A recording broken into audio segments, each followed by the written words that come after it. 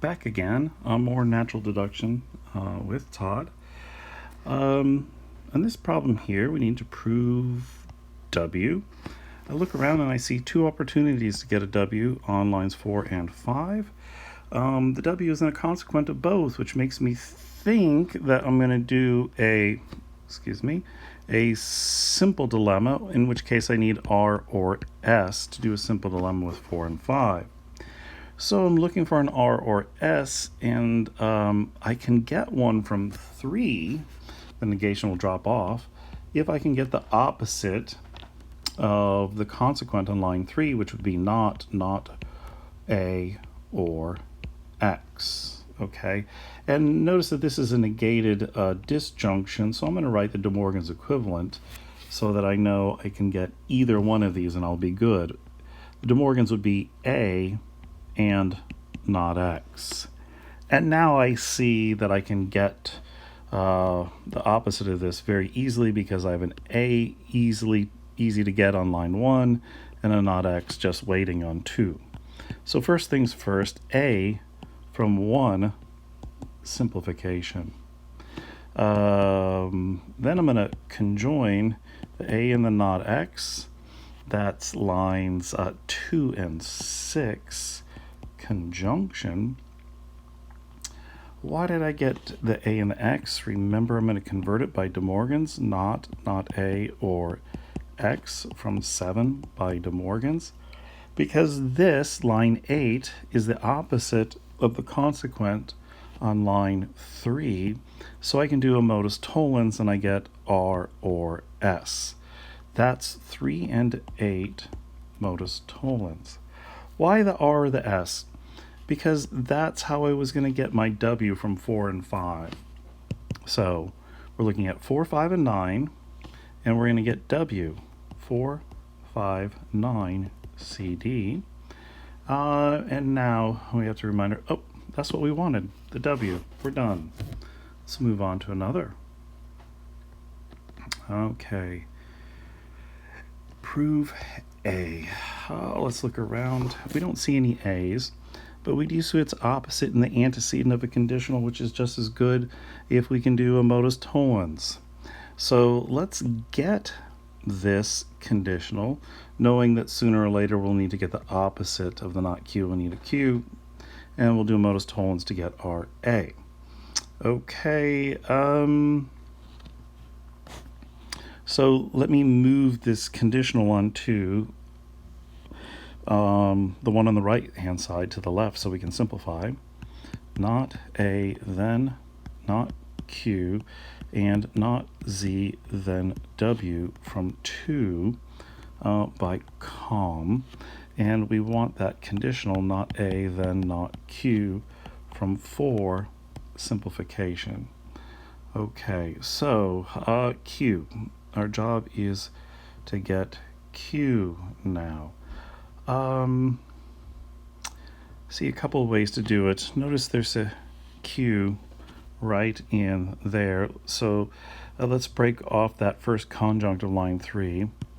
This is line 6. That's B, then Q from 3, simplification.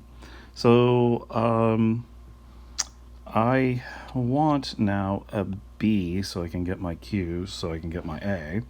So how am I going to get a B? B in line 1, provided I have the opposite, a Z. Where am I going to get a Z? Well, I can get a Z from line 2, provided I have a not W, which I do have down there. But let me get those two parts that I need from lines 2 and 3. So not Z, then W from 2 by simplification. And I need this not W from 3, but it's on the wrong side of the conjunction, so I have to move it over, not W, and B, then Q from 3 by com. And then not W from 8 by simplification.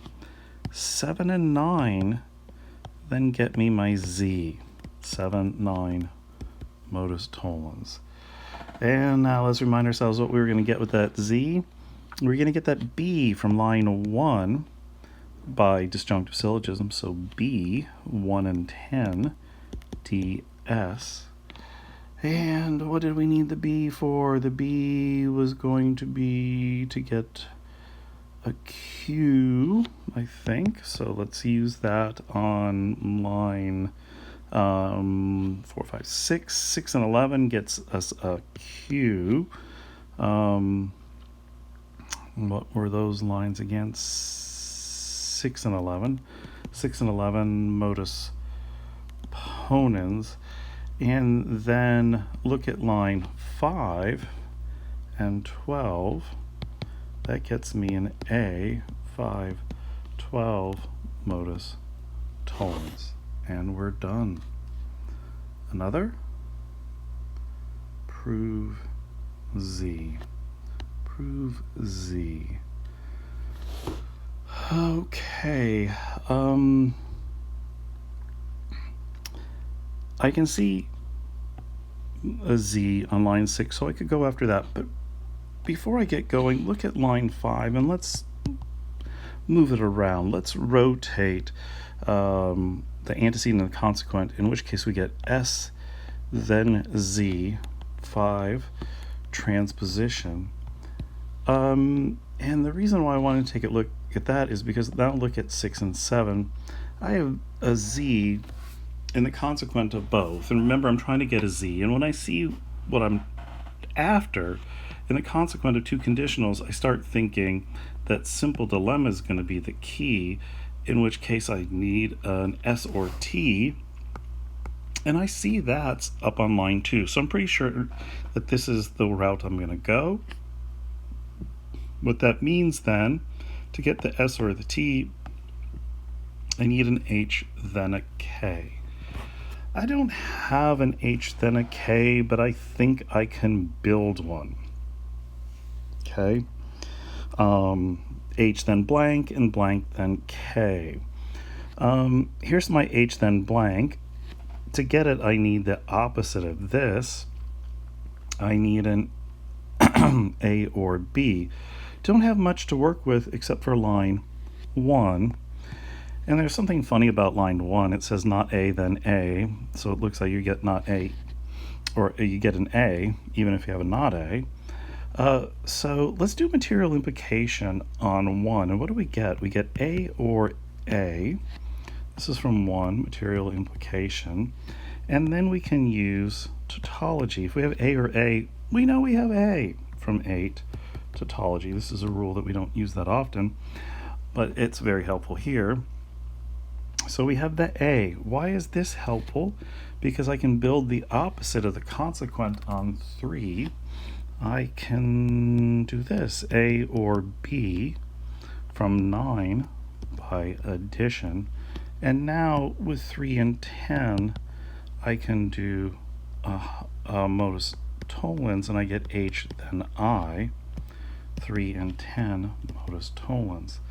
That H, then I, look at line 4 and look at line 11, we get H, then K, 4 and 11, HS. And that H, then K is what I needed for line 2 to get my S or T. So that was 2 and 12 modus ponens, I believe. And now with the S or the T, look at 6, 7, and 13. I get Z.